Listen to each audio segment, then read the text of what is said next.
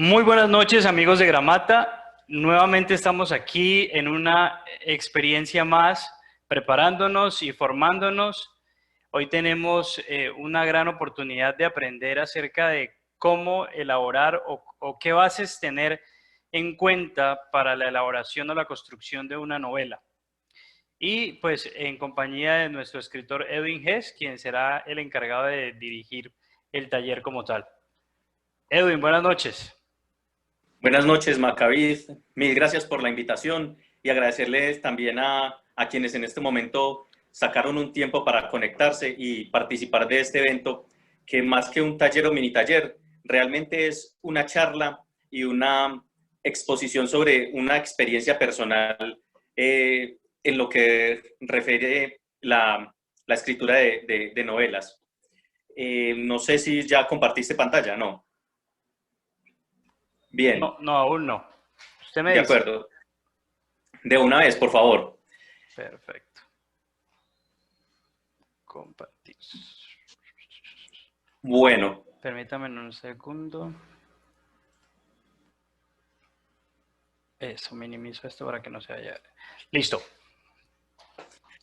bueno, ahí quise hacer como una pequeña introducción de la presentación a guisa de portada de una novela. Cómo escribir una novela sin fallar en el intento. Realmente yo creo que son más los prejuicios o los temores que la dificultad para escribir una novela. Sí, claro, uno tiene que apelar a ciertas técnicas narrativas, a ciertos, decirlo así, cánones literarios, pero escribir una novela realmente no es tan complejo. Siguiente, por favor. La novela. Muchas son las definiciones que podríamos dar de novela y cuáles son los fines.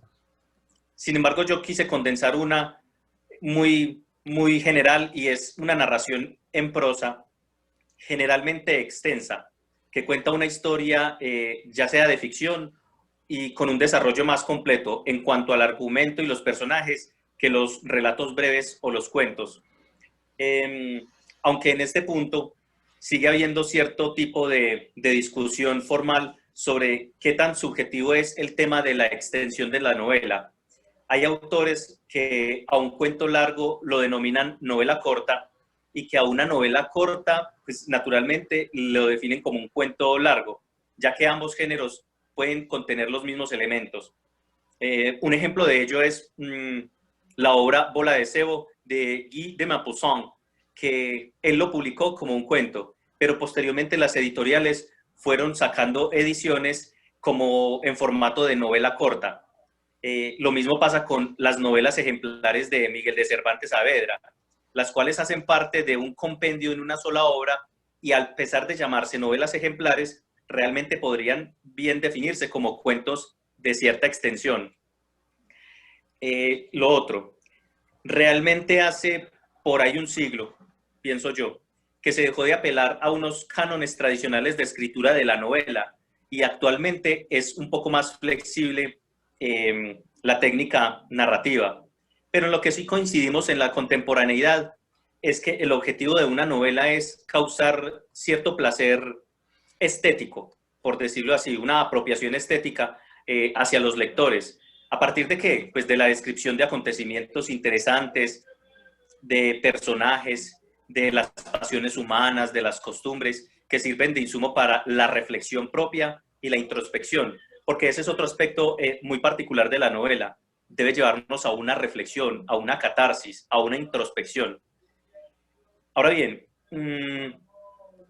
a diferencia del cuento o de los relatos breves, en la novela hay varios giros en la historia, que realmente aquí es donde yo identifico la diferencia entre novela y cuento. En la novela puede haber varios giros en la historia y en la trama. Hay muchos momentos de tensión y la variedad de conflictos es mayor. También hay condiciones de tiempo, modo y lugar múltiples que le dan mayor importancia a todo el universo literario. Siguiente diapositiva, por favor.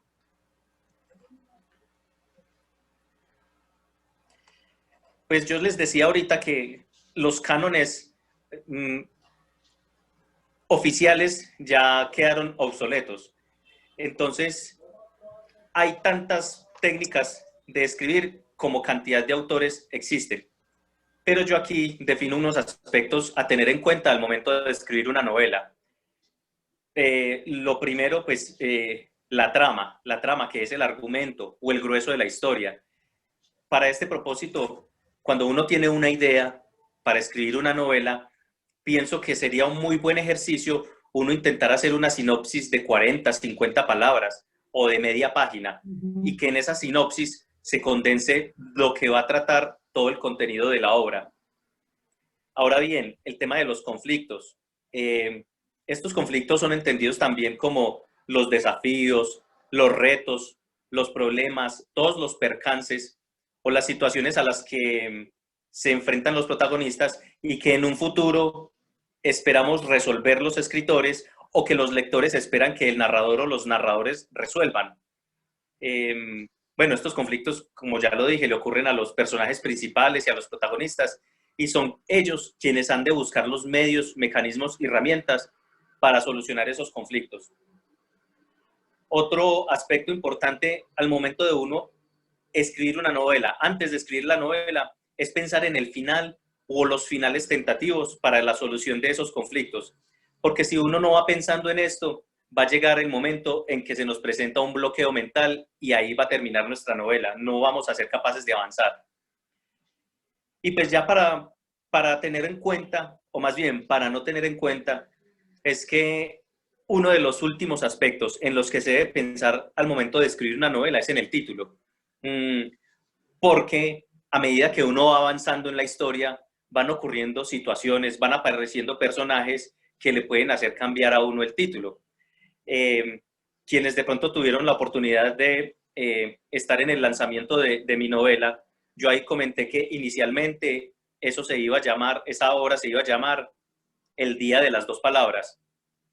Después de que fui avanzando, cambió a Memorias de Guerreros, de un guerrero nefasto, y finalmente, ya cuando estuvo terminada, el título se redujo a 2 palabras, Guerreros Nefastos. Entonces, pues esos son unos aspectos muy primigenios que uno debe tener en cuenta si la intención es escribir una novela. Siguiente diapositiva, Mac, por favor. Bueno, aquí lo dije así. Antes de echar a volar la imaginación, debemos investigar. Yo creo que esto es lo más importante. Considero que es lo primero que uno debe hacer antes de escribir una novela. Investigar, indagar, reflexionar y sobre todo leer mucho. ¿Por qué investigar? Ahí lo dice, evitar la repetición y los clichés. Por varios motivos. Para establecer con toda seguridad que los hechos centrales, los conflictos y la trama general de la novela no estén contenidos en otras obras narrativas anteriores o incluso en películas o series de televisión. Si bien es cierto que hay subgéneros de la novela que se repiten, hay que evitar al máximo los clichés. Y aquí voy a poner un ejemplo. Pues no sé, no es por demeritar este subgénero, pero las novelas rosas o las novelas juveniles tienden a caer mucho en situaciones como esta. La chica solitaria, sin amigos, a la que todos en el colegio la ven como la rara. Eso ocurre mucho en estas novelas. El muchacho atlético o el chico atlético, fornido, de buena apariencia física, que es rebelde y del que todas las chicas quieren ser su novia. El gusto inesperado del chico rebelde por la chica rara. Los conflictos que se presentan en esa relación y que por cuenta de esos conflictos hay gente que los envidia. Otra situación que es así como a modo de cliché es los problemas en los que se mete el chico, los temores que tiene, sus vicios, sus fantasmas y la intención de la chica por rescatarlo de un abismo.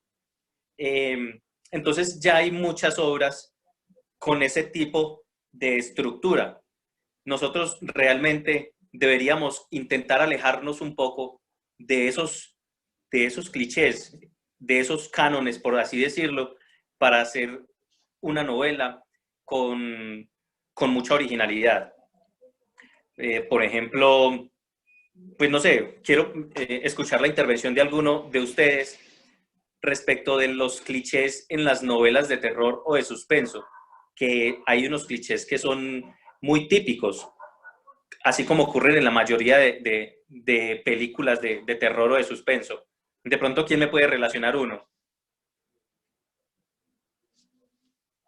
Generalmente los libros de terror o suspenso tienden muchas veces a parecer que el fantasma, que un espectro, que la vidente, que la tabla Ouija, cosas por el estilo. O sea, por más que sea de otro autor o de un autor distinto, siempre tienden a caer en el mismo, en la misma trama. Que el fantasma vino, que el fantasma se apareció, que el fantasma está asustando, que el fantasma, bueno, o la muerte, una cosa así. Exacto. Hay uno muy recurrente y es la persona que se asoma en el espejo y que en el espejo aparece un reflejo y cuando ella va a voltear ya no existe. Ese es un cliché muy recurrente en las obras de suspenso. Bueno, ¿por qué más investigar?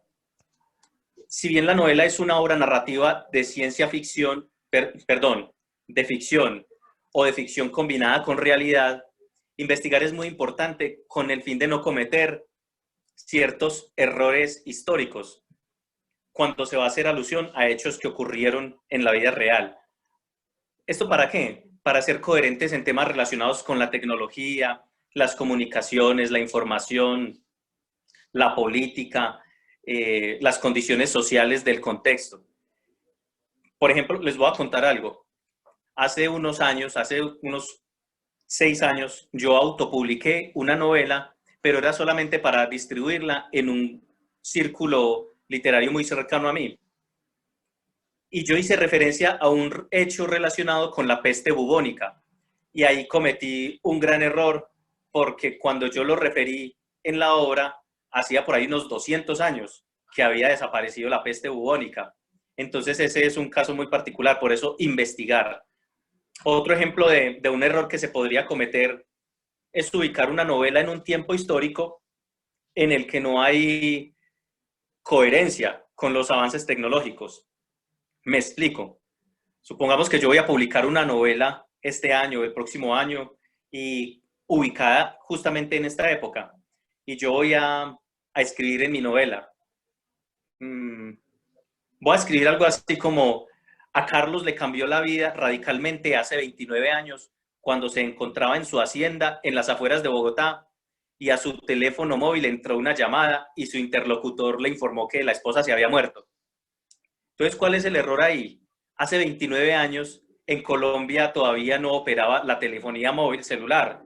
Eh, la primera llamada con un aparato celular en Colombia se hizo en el año 1994. Me acuerdo que eso fue muy sonado porque fue el pibe Valderrama el que la hizo con el empresario más adinerado de aquí del país. Eso, pues, por ese lado. También lo que tiene que ver con implicaciones legales, que allí lo dice, mire, ¿por qué más investigar? Para evitar engorrosos trámites legales que implicaría un supuesto plagio o violación de derechos intelectuales de autor.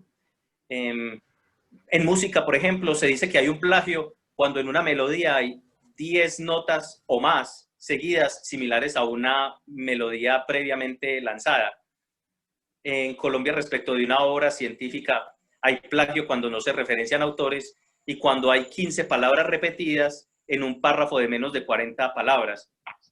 Para la Dirección Nacional de Derechos de Autor, también con 15 palabras alternantes o seguidas en un párrafo de menos de 40 palabras es causal de probabilidad de que haya violación de derechos de autor. Entonces, por eso también investigar muy bien en todo este tema de la narración para evitar de pronto caer en plagios. Edwin, Señor. cuando hablas sobre esto, porque esto sí me dejó inquieto, ¿a qué tipo de palabras te refieres? ¿Nombres propios o de qué estamos hablando? Por ejemplo, a hechos, sí, a un tema relacionado con la narración o la descripción de una persona. Eventualmente uno podría describir una persona y esa descripción ser exactamente igual a la descripción que haya en otra obra literaria. ¿Ya? Entonces eso sería susceptible de pensarse que hubo un plagio. Decir, no, pues tal persona era de complexión atlética gruesa, de ojos claros, cabello rubio. Son descripciones que son muy típicas y podría en algún momento presentarse una confusión respecto de si esa descripción es exactamente igual a la descripción de otra persona. O un hecho histórico también. Referir un hecho histórico con palabras muy similares en dos obras literarias. No sé si de pronto respondí ahí a tu pregunta. Sí, lo que pasa es que, como tú decías, que repetir cierta cantidad de palabras en un párrafo que no supere las 40 palabras, valga la redundancia, ahí era donde yo te preguntaba a qué se refiere.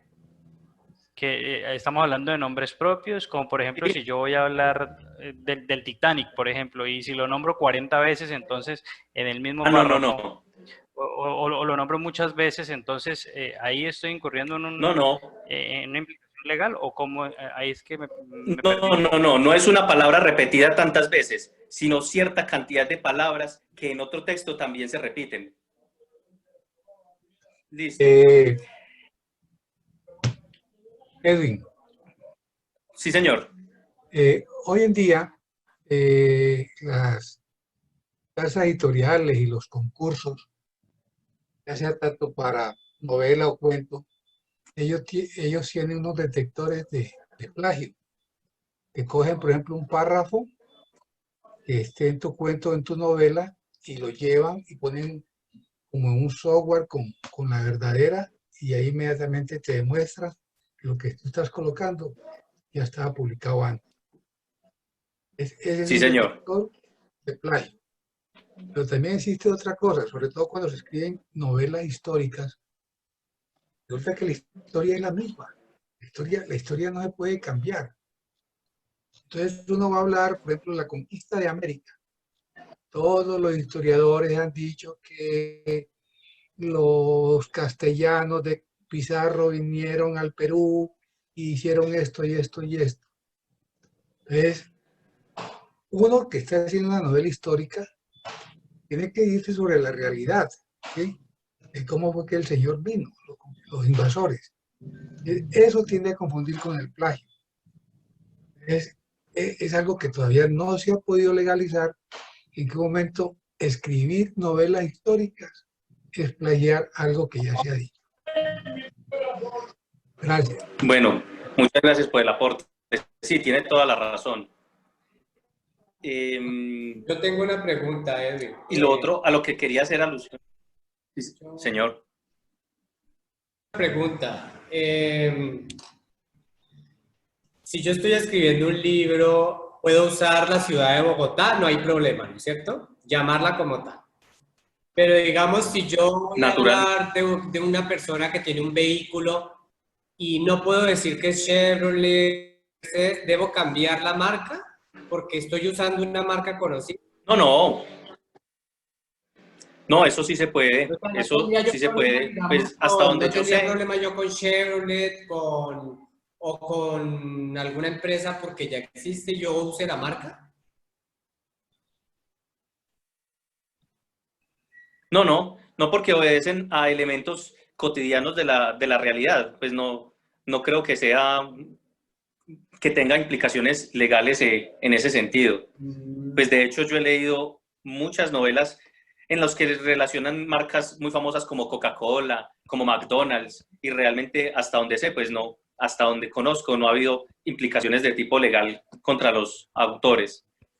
Tengo una pregunta, Edwin, con Sí, señor. relación a lo que comentaba el señor Oscar Seidel. Me acordé del libro de Cartas de Relación de Hernán Cortés.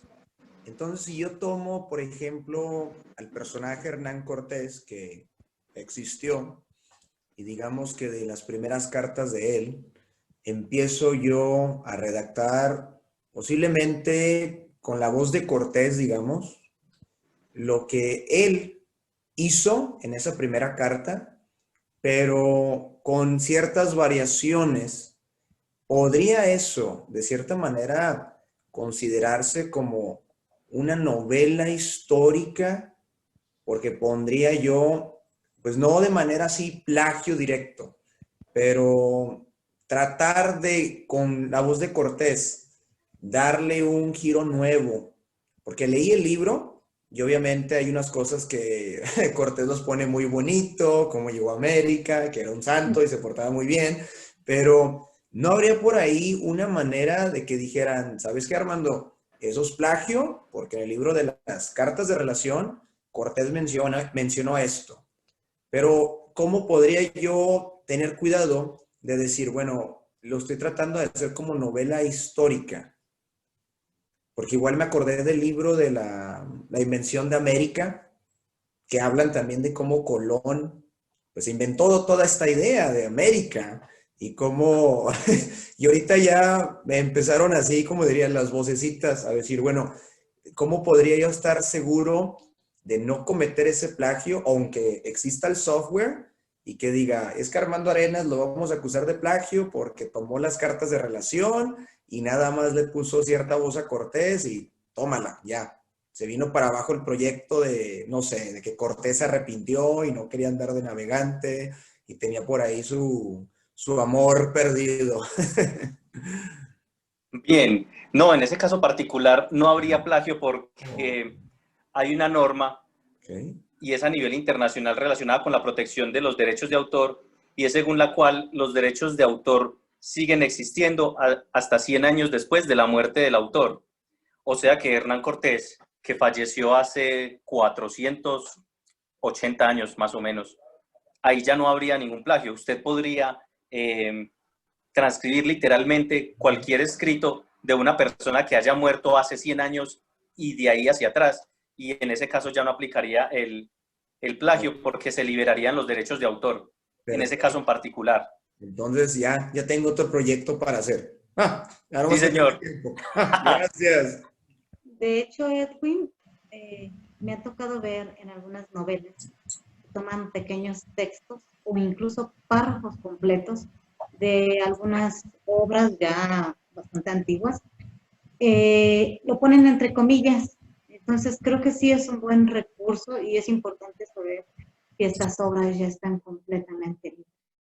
Volviendo a la parte que comentaba por ahí un compañero de usar que las marcas y todo eso, creo que es muy bueno porque emplear estos recursos nos ayuda a ver la cotidianeidad del lugar del que estamos hablando y muchas novelas nos dan idea cómo se vivía en ese tiempo que están relatando.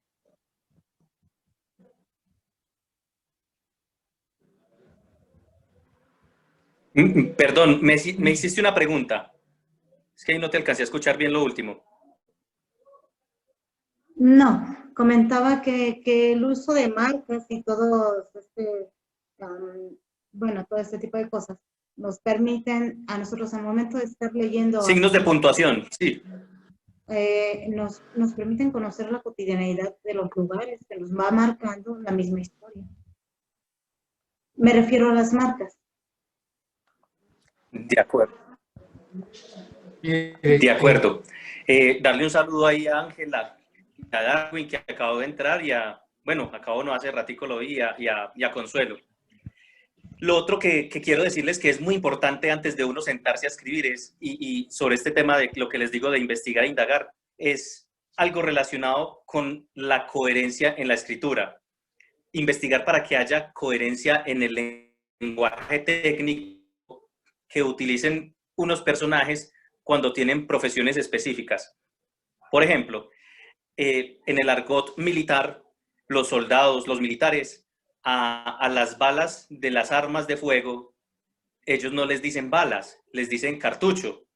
Y a lo que sale disparado, al plomo, le dicen proyectil. A ellos no le dicen bala como tal. Entonces, tener en cuenta cuestiones como esas. Si es un médico, pues, y el médico va a entablar un diálogo, que el médico hable en el argot de los médicos y no que sea la voz del narrador la que se meta en la voz del médico. Es decir, también despojarnos de nuestro contexto y contextualizar a nuestros personajes, asignarles un lenguaje que corresponda a su lugar de origen. Aquí voy a hacer un paréntesis, porque hace unos días leí una novela pues que aquí en Colombia se ha vendido mucho, pero encontré unas cuestiones que no son coherentes frente a la realidad de la obra con los personajes que allí están. Y voy a poner un ejemplo.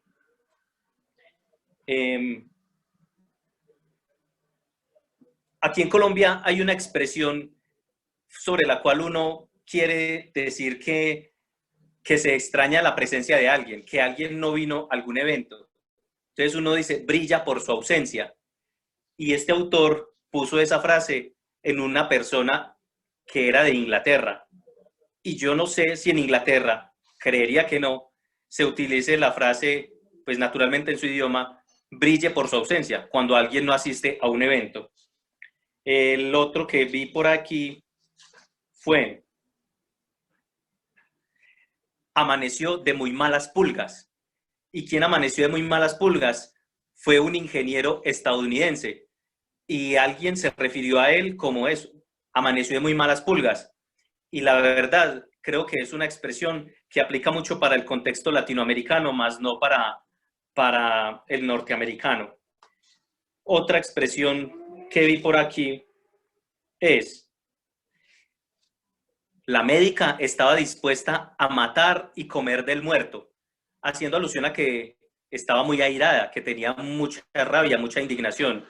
Pero también es una expresión muy colombiana, matar y comer del muerto. No creo que una persona que sea de origen escocés y que viva en Estados Unidos y que ejerza la profesión de medicina vaya a utilizar esa frase. Y por último, también aquí en Colombia, cuando una persona tiene una actitud a la defensiva o más bien ofensiva, se dice, cuando le preguntan algo, pero me respondió con 3 piedras en la mano. Y justamente en esta obra hay una expresión así, en la que hay un conflicto entre un militar y un investigador de la CIA, y entonces el narrador dice, y le respondió con 3 piedras en la mano. Sí me hago entender el tema de la coherencia en el lenguaje, contextualizar a nuestros personajes según el lugar de origen, según la profesión que ostenten. Edwin, Señor. yo tuve la experiencia de mi primera novela ser editada en España. Y en España, pues, fue la editaron. Cuando yo las mandé, pues yo iba en el lenguaje de acá, localista de Colombia. Entonces nos pusimos a ver y llegamos a un término de utilizar más bien un lenguaje neutro. Ni el vosotros de España, ni el vos de acá de Bayuno, ¿sí? Sino utilizar un lenguaje que sea neutro y que pueda ser entendido tanto España como México, como Ecuador, como Argentina, porque nosotros somos muy dados a escribir mucho con los localismos. Pero si una novela quiere ser internacional, salir del ámbito local, debe manejar un lenguaje más bien neutro que llegue a todo el mundo. Por ejemplo, en la última que yo estaba haciendo, que yo ponía a hablar a Pizarro, porque la hice sobre Pizarro y su venida al Perú y a Colombia, yo lo podía hablar vosotros, venid, ¿no? Entonces me dijeron los editores, no ponga a hablar así, ponga a hablar en el lenguaje normal que todo el mundo entienda. Esa sugerencia yo la aporto al grupo en cuanto al uso del lenguaje y los localismos. Muy bien, para que tomemos nota. Sí, gracias por el aporte. Sí, utilizar un lenguaje que sea más universal o más global, que no sea como tan focalizado. Ese es muy pertinente ese apunte. Siguiente diapositiva, por favor, Mac. Pero, ¿se puede añadir algo ahí? Perdón. Pero, por supuesto. Sí, Pues es que yo creo que Por también supuesto habría que sí, claro. Gracias, gracias. Yo pensaría que tendría que ver mucho también con la intención del autor, ¿no? Porque no imagino, por ejemplo, La Virgen de los Sicarios de Vallejo, por ejemplo, o digamos este libro No nacimos pa' semillas sin todo este argot propio de como estas clases bajas y marginales de Medellín, por ejemplo. Es decir, que me parece que hay unos libros que sí es absolutamente pertinente escribirlos con esos localismos porque creo que le confieren una verosimilitud propia al texto que es importante, ¿no? Yo ahí diría que quizás se pueda como añadir como unas notas al pie, un glosario que lo he visto, digamos, ¿no? Como unas ciertas anotaciones en donde diga qué significa cada frase o cada palabra en particular local para poder especificar, pero creo que hay unos textos en donde creo que sí es necesario que tenga este vocabulario y este como argot tan... Lo que decía Juan Carlos es muy pertinente y por eso yo decía que en estos casos es muy importante uno, antes de entrar en esos detalles de los diálogos, del lenguaje, contextualizar al lector frente a esas características particulares de ese grupo poblacional. Y no solamente hablar del lenguaje, sino cuál es su vestimenta, cuáles son sus costumbres, cuál es... Ahora bien, siguiente diapositiva, por favor, Mac. Ya voy, dame un segundito. Gracias. Bien, pues pareciera no entenderse mucho. Este es como una a guisa de una estructura que obedece a la caracterización tradicional e identificación de los elementos dentro de la narrativa, la introducción, el nudo y el desenlace. Sin embargo, para hacer un poco más fácil la tarea, se deben incluir otros elementos que le den flexibilidad al acto de escribir. Por ejemplo, la introducción necesariamente no tiene que ser un tiempo pasado en la que se van desarrollando las acciones hasta traerlas al presente. Uno bien puede iniciar una novela desde el final y después volverse en el tiempo para decir por qué los hechos derivaron en ese final cronológico de la obra. Présteme la portada del libro suyo. Perdón. Bien, lo de los conflictos. Los conflictos pueden ser varios y estar a lo largo de toda la novela.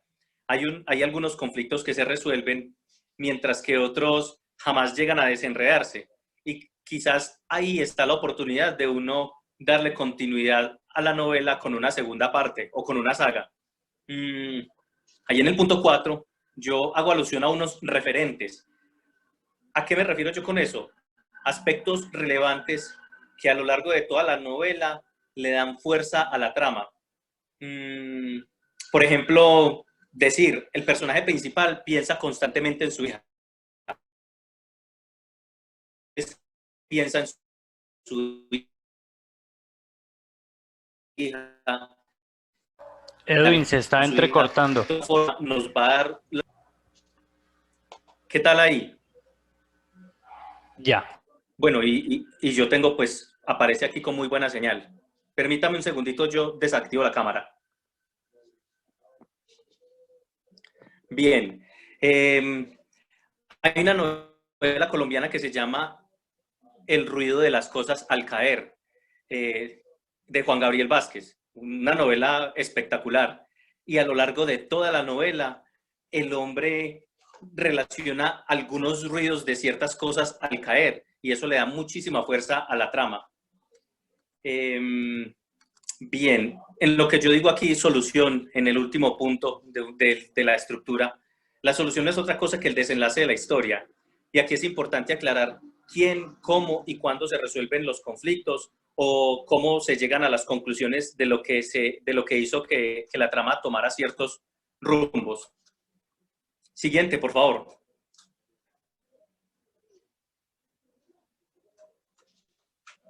Bien, esto lo tomé del taller de creación de personajes que se hizo hace unos 3 meses. Y aquí quiero hacer alusión a algo, y es que del personaje, de los personajes, nos interesan no solamente sus rasgos físicos, que esto se llama prosopografía, sino también rasgos de la personalidad, que es la etopeya. y poder conseguir como resultado final la mezcla de los dos, que es el retrato de los personajes. Los personajes tienen dos dimensiones, por así decirlo. La una que es funcional, y es cuando ellos son el motor de las acciones principales y interactúan en el tiempo, en el espacio y con el resto de personajes. Y otra función, u otra dimensión, perdón, es la caracterizadora, que ellos presentan una serie de ciertos rasgos y características que los definen y posicionan dentro de la acción. En este tema del perfil general, pues este esquema yo lo elaboré para trabajar en la que estoy trabajando actualmente en una novela, y es para definir el perfil general de ciertos personajes. Y esta herramienta es muy, muy valiosa porque uno, durante el transcurso de la historia, va teniendo claros algunos elementos que después no vayan a ser incoherentes en algún momento de la trama. Bueno, ahí están descripciones, habilidades y temores, familia y amigos, rituales, gustos, dieta y salud, virtudes y vicios. Pasemos a la siguiente diapositiva, por favor, Mac. Entonces, miren esta matriz. Esto, pues, lo podría hacer uno, normal. Tiene uno X cantidad de personajes y a un costado elaborar cuáles categorías del perfil asignarles. Y necesariamente no de todos ellos se van a elaborar esas categorías de los perfiles. Por ejemplo, si ustedes ven el protagonista 2, solamente describí que tiene una belleza superlativa, que no tiene familia y que en la dieta y salud él toma medicamentos psiquiátricos.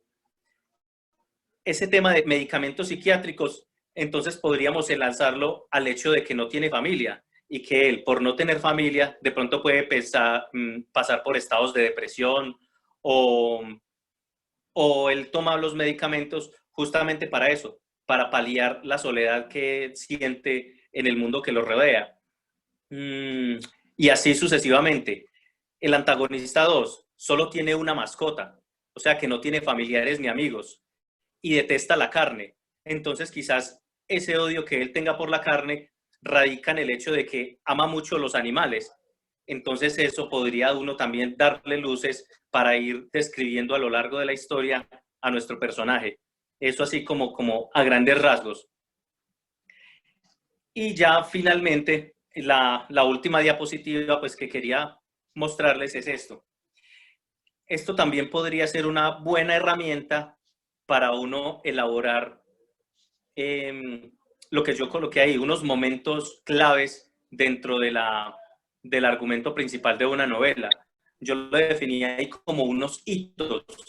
Entonces, si uno no quiere hacer la estructura como tal de cómo es la introducción, el nudo y el desenlace y los otros elementos a los que hice alusión, bien podría definir uno una línea de tiempo cuando va a hacer uno una novela que sea cronológica en orden ascendente. Entonces, allí coloqué, por ejemplo, lo primero, entra el personaje principal, describimos unos detalles vagos de su perfil, introducción, y hacemos una introducción al contexto, al sitio donde se están desarrollando los hechos. Luego vamos a definir cuál es el conflicto principal sobre el cual va a trabajar ese personaje principal y describir lo que yo coloco aquí como elementos esenciales de información. El qué, el quién, el cómo, el cuándo, el dónde. Todo eso en torno al conflicto principal. ¿Cuál es el conflicto? ¿Quién participa en ese conflicto? ¿Cómo es su participación? ¿A quiénes afecta?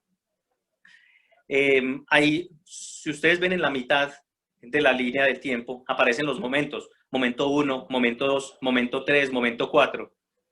¿Esto qué es? La descripción cronológica del tiempo. Puede ser no momento 1, sino día 1, o año 1, o el primer año, o la semana anterior, luego la semana siguiente y la subsiguiente y así. Entonces estos momentos son definir cronológicamente cómo vamos a ubicar el tiempo en la historia. Hito 3, falla en la resolución del conflicto. Es decir, el personaje principal intentó resolver un conflicto y mentiras que se le armó otro problema mayor y ahí ingresan otros personajes. El 4, el antagonista plantea nuevos desafíos que tienen que ser resueltos por los protagonistas principales. Hay nuevos hechos, se introducen nuevos lugares. Hito 5, momentos trascendentes relacionados con los perfiles de los personajes. Entonces aquí podemos hacer uso de las herramientas anteriores de la matriz para conocer el perfil general de los personajes. Dice, hito 6, que es en el momento 4, o sea, aquí ya estamos llegando al final de nuestra obra y es un giro inesperado en la trama, algo que impacte mucho al lector y que lo obligue a terminar la obra. Por ejemplo, puede haber un cambio de roles. Nos damos cuenta que el que creíamos ser el antagonista realmente resultó ser la víctima y que el protagonista utilizaba una máscara y realmente era él quien generaba los conflictos. Y ya finalmente el desenlace, donde se resuelven esos conflictos y ahí entra lo que yo les decía al principio, la posibilidad de continuar, dejar algunos pasajes abiertos o no resueltos que den la posibilidad de que pueda continuarse con la obra literaria. Pues Mac, eso era así como a grandes rasgos lo que yo les quería compartir, pero lo que les digo no es una técnica como tal a nivel general, sino que es algo que a mí en ciertos momentos me ha funcionado para la escritura de obras narrativas de cierta extensión. No, y efectivamente son súper importantes porque quisiera como retomar lo que hablábamos antes de que el video terminara. Y es que si bien es cierto que es muy importante lo que nos dice Juan Carlos Carvajal sobre que a veces el léxico o los términos que se utilizan en los textos, en este caso colombianos, le dan esa realidad que nos caracteriza, le dan digamos, ese folclore que nos caracteriza, pero tiene mucha lógica lo que dices y yo ahí es donde quisiera preguntar más bien. Entonces, cuando hablas de que si yo, por ejemplo, soy un escritor colombiano y obviamente yo voy a escribir en mi léxico, en mi forma de hablar, digámoslo así, y si soy bayuno, entonces voy a tener muchos modismos de aquí del Valle del Cauca. Pero entonces, la cosa es que diríamos que los modismos se aplicarían si yo utilizo personajes que son fuera de Colombia. O sea, si, como tú decías, si mi historia es de un mexicano o de un italiano o de un francés y yo lo pongo a hablar solo cuando voy a diálogos, pero en la narración yo podría seguir hablando en mi jerga o en mi léxico común sin ser vulgar. No, lo que pasa es que ya tendríamos que identificar cuál es el tipo de narrador, pero si es el narrador omnisciente, el que todo lo sabe y es externo a la historia, no participa de la historia, ahí tendríamos también que utilizar lo que dijo Oscar, un lenguaje neutral, no darle una voz propia al narrador como si lo identificáramos que hace parte de la historia. Entonces ya si el narrador también es un personaje, ahí sí le podríamos dar una voz que lo identifique, pero el resto sí es necesario utilizar el lenguaje neutral o lo que yo decía, un lenguaje global o universal. ¿Alguien tiene otra pregunta por hacer? Aprovechemos este momento que es súper importante. Otro asunto que hay que tener en cuenta es que generalmente nosotros creemos que el conflicto es entre el protagonista y el antagonista. Pero hay veces en que el conflicto se puede presentar entre el protagonista y la misma naturaleza. Para que eso lo tengamos en cuenta. A veces nos enredamos y no sabemos el conflicto, cómo lo podemos solucionar. Entonces, ahí también juega un papel importante la naturaleza, que ayude a resolver el conflicto. No sé si me están escuchando porque los veo a todos como con la Sí, imagen fija. sí, sí. No, sí le estoy escuchando, yo le escuché perfectamente. Oscar, usted tiene razón, mire, hay dos novelas de Hermann Hesse, alemán, que son Siddhartha y El lobo estepario. Ujú. Y justamente el lobo estepario, él tenía sus conflictos internos, mientras que en Siddhartha, el conflicto de Siddhartha era la espiritualidad, del deseo de él de llegar a la perfección. Entonces usted tiene razón, realmente el conflicto no es un choque entre dos fuerzas que se presentan entre dos personajes diferentes. El conflicto puede ser también a nivel interno. Ujú.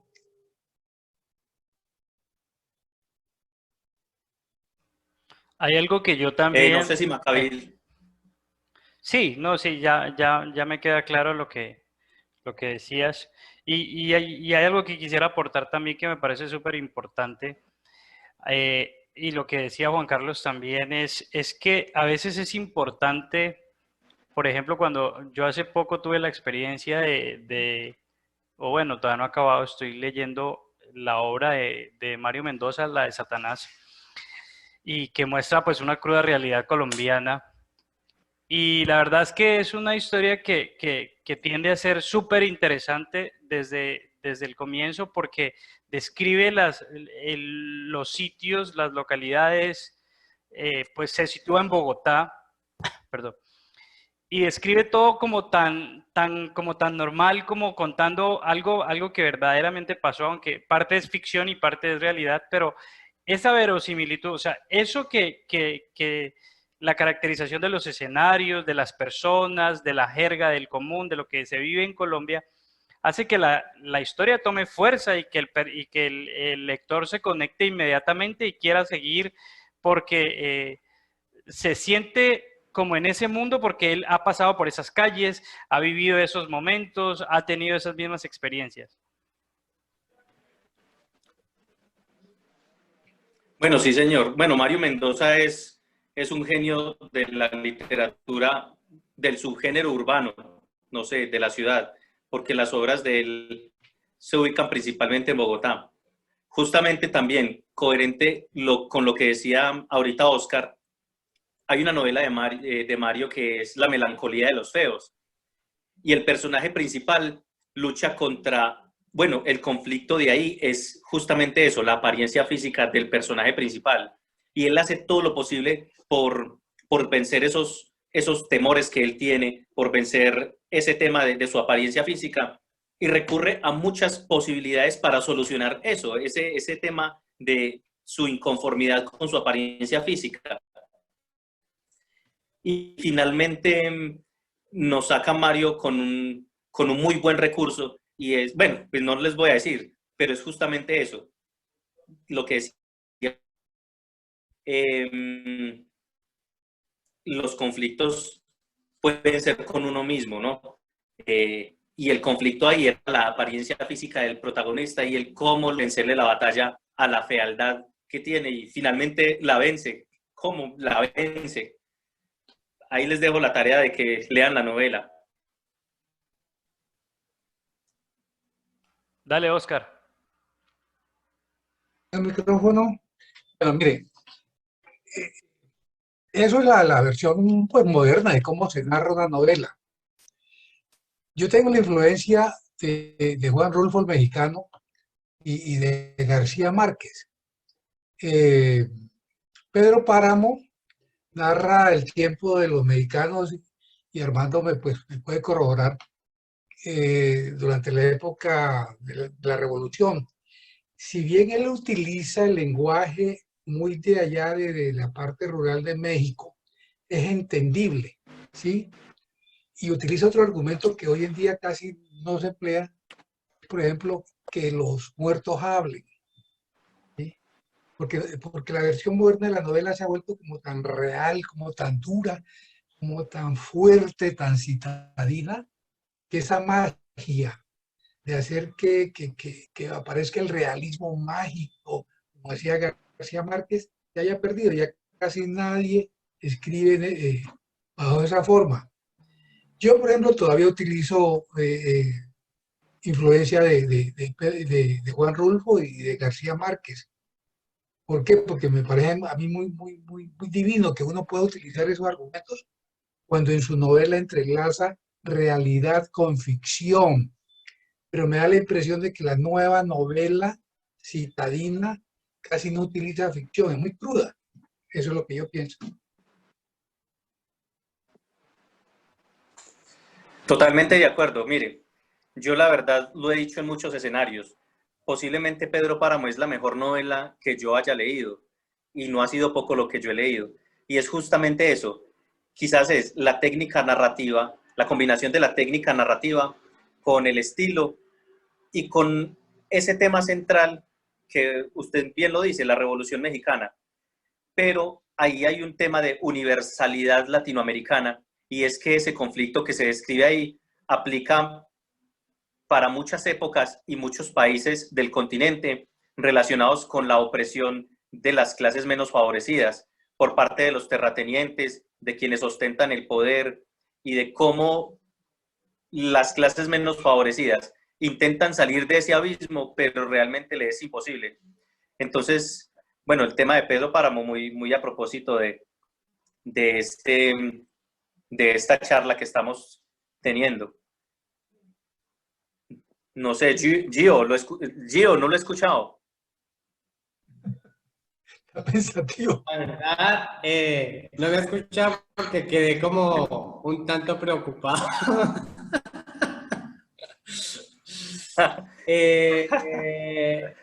Bueno, no, perdón, yo hago una interpelación.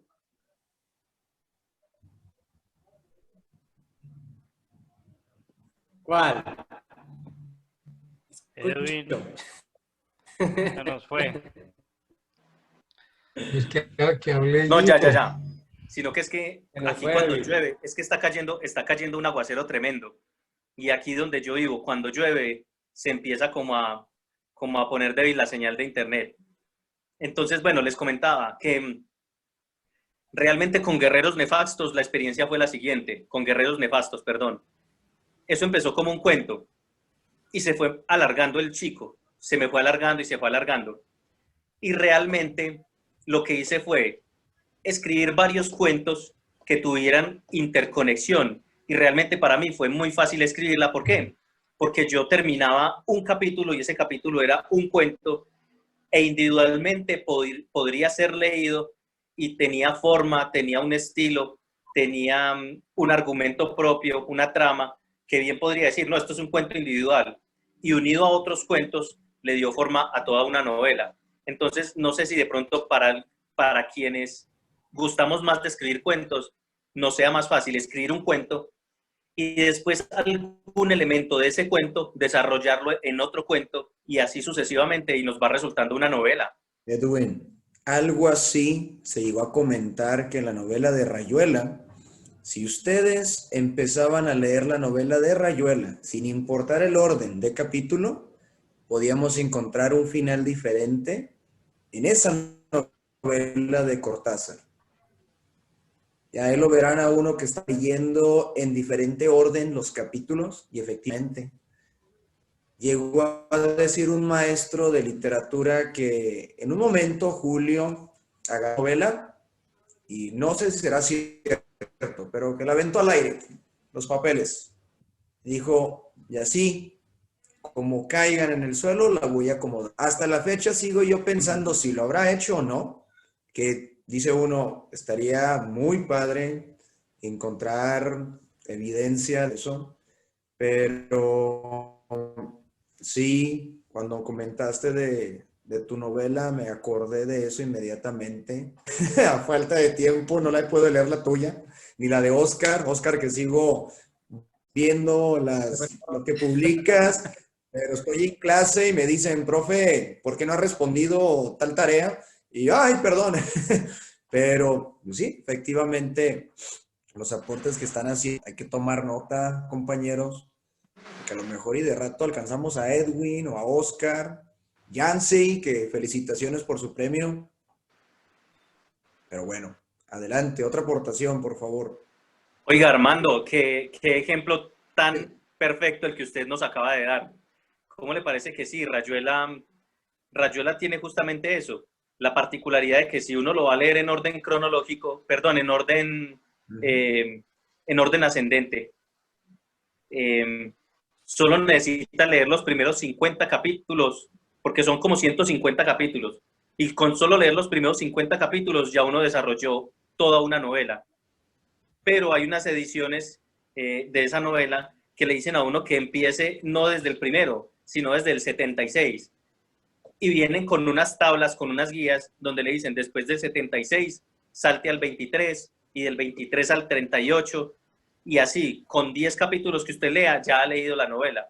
Eso es una propuesta muy arriesgada, y justamente, pues los sectores más ultraconservadores en literatura no estuvieron muy de acuerdo con eso, y a esa novela la conocieron como la antinovela, creo que era antinovela, porque pues decían que eso no era una novela, que eso eran unos relatos que hábilmente se conectaban los finales y los principios, pero pues en este cuento de escribir uno también es muy flexible, muy dinámico, pero entonces muy acertado ese ejemplo que nos has dado. Oye, Edwin, cuidado, no vaya a ser que después los de derechos de autor te digan, a ver, señor Hess, por ahí nos parece que en el software del señor Seidel encontramos que aplicó el método de Rayuela. No, no te creas.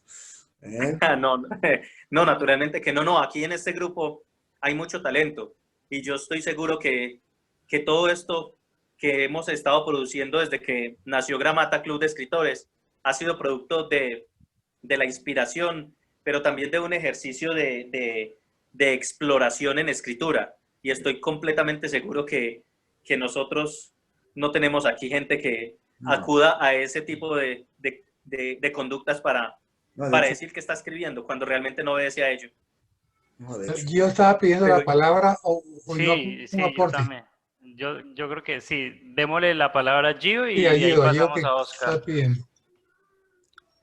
Bueno, les comentaba que pues yo había quedado con una preocupación muy grande porque yo inicié, como lo que estaba diciendo Edwin, con un cuento en el que creé un personaje de un pueblo de Cundinamarca. Yo soy bogotano y entonces estoy hablando sobre un pueblo que queda a 45 minutos de Bogotá. Obviamente le cambié el nombre, pero a raíz de ese cuento nació otro y otro y otro y varios que tienen el mismo personaje y ya se está convirtiendo en una novela. El tema es que el lenguaje que estoy utilizando es un lenguaje muy autóctono de Cundinamarca, palabras muy regionalistas y formas de expresión muy propias de Cundinamarca, de la región donde, pues de donde yo soy. Entonces, cuando ustedes dijeron que tengo que poner un idioma universal, ahí yo dije, pues pucha, que porque pues hay palabras que yo sé que en España y en otros países no van a reconocer fácilmente, pero siento que son palabras que deben ir porque, como igual que Oscar, a mí me gusta mucho el describir y como Gabriel García Márquez intento coger un poco de lo que él hacía. Entonces me preocupa es el hecho que yo termine el libro y solo lo lean los colombianos. No. Gio, es que, ¿me estás escuchando? ¿Sí? Sí, Gio, Oscar, sí, lo se que te escucha bien. lo que te quiso decir Edwin es que el narrador principal, o sea, el omnisciente, que habla en lenguaje universal, pero tus personajes sí los puedes poner a hablar en el lenguaje normal y local, ¿sí? En eso no hay problema. El otro aporte que quiero hacer es, mire, la novela más importante para nosotros, el mundo hispano, es Don Quijote. Y ustedes saben que Don Quijote son 9 cuentos largos. Así fue como lo hizo Cervantes. Hizo 9 cuentos, los enlazó y ahí salió semejante obra monumental. Yo también tengo como esa lógica que hablaba Edwin. Mis novelas generalmente salen del primer cuento breve. Entonces yo en el cuento breve ya veo cuál es la trama y luego empiezo a hacer cuentos paralelos, y los voy uniendo, Pero eso se llama trama. Trama es hilar, entrelazar, ¿sí? De ahí es que viene. Es una buena práctica. Hacerse unos 5 o 6 cuentos y después meterlo en la novela y la trama pegarla. Es mi aporte. Edwin y todo. Eder. Buenas noches, Eder. ¿Qué hubo, Edwin? Y buenas noches nuevamente a todos los compañeros. Es que tengo una inquietud que de pronto es una pregunta un poco inocente. ¿Qué hace uno ya cuando terminado de escribir lo que uno cree que es su novela? ¿A quién acude? O pues digamos que si uno tiene que ir primero a un corrector de estilo o tiene que buscar un editor o un grupo de amigos que lo lean. Todas esas inquietudes tengo yo. Bien, pues en el caso particular, ¿yo qué he hecho? Siempre que me siento a escribir, me doy como un respiro. Dejo la novela o la obra en reposo y al tiempo, no sé cuánto, no hay un tiempo estándar. Puede ser un día o puede ser un mes o puede ser más. Vuelvo y la leo y ahí identifica uno lo que yo decía, temas relacionados con la coherencia, con redacción, con gramática y sintaxis.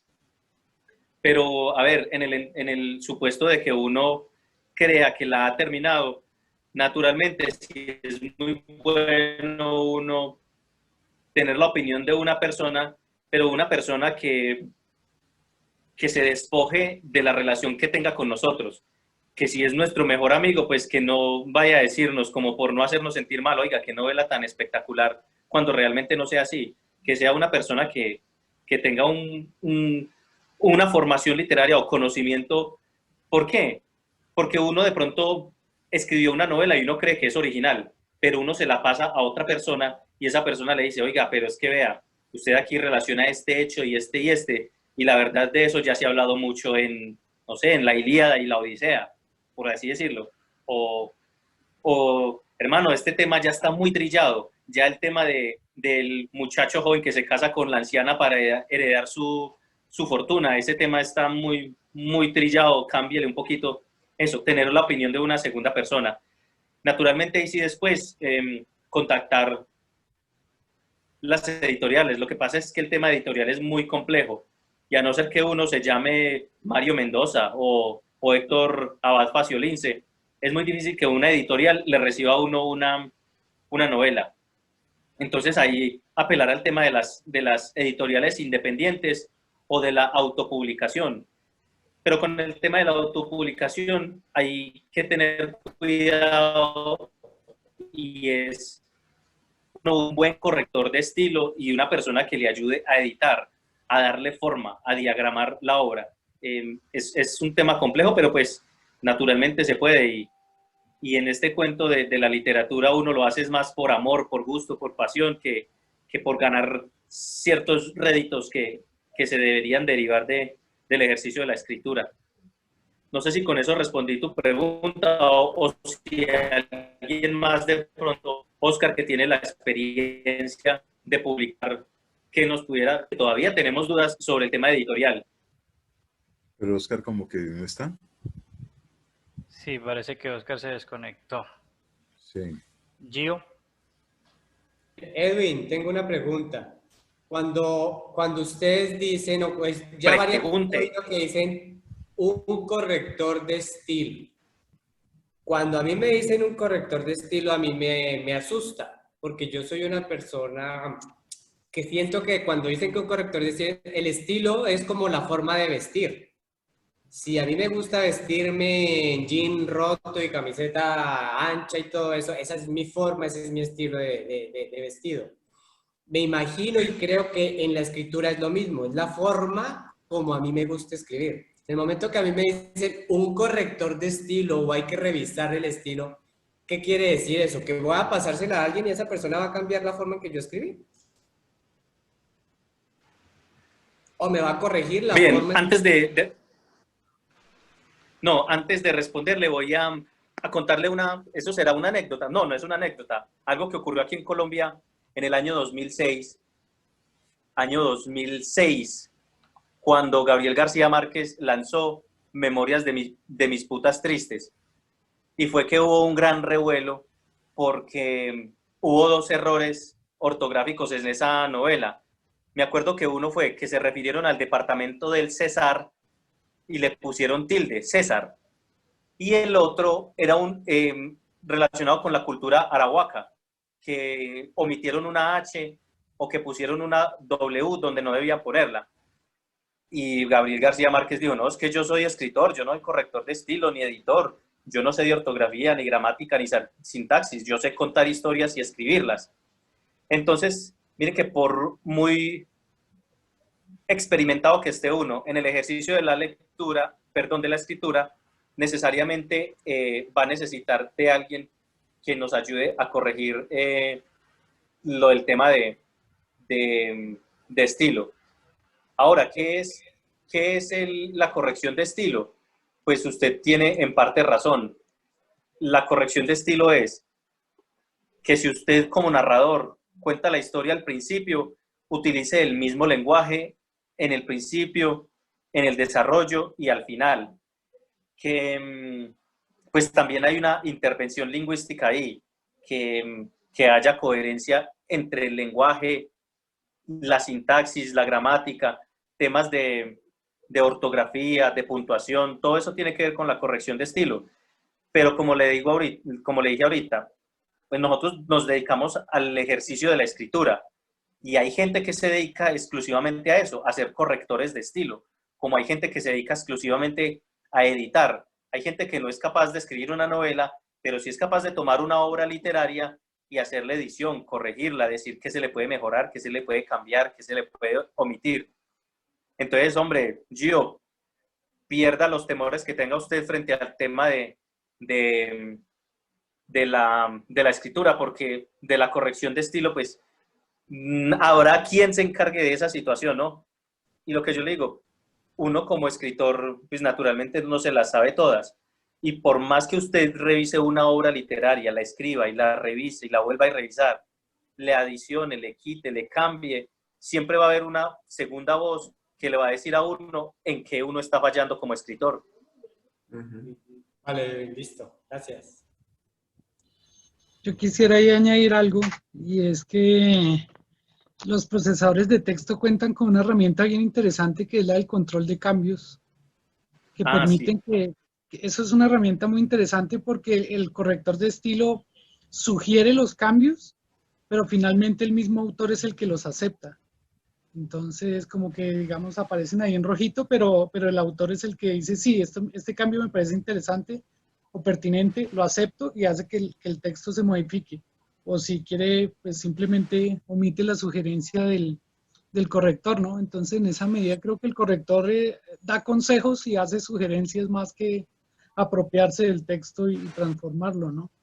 Y pienso que, como tú decías, también a la par del corrector, es muy importante el lector, propiamente, como tener a alguien bien cercano, ¿no? La propia esposa de Gabriel García Márquez, ya que lo citan tanto, era como el principal lector de él, ¿no? Era como que la que primero le metía el diente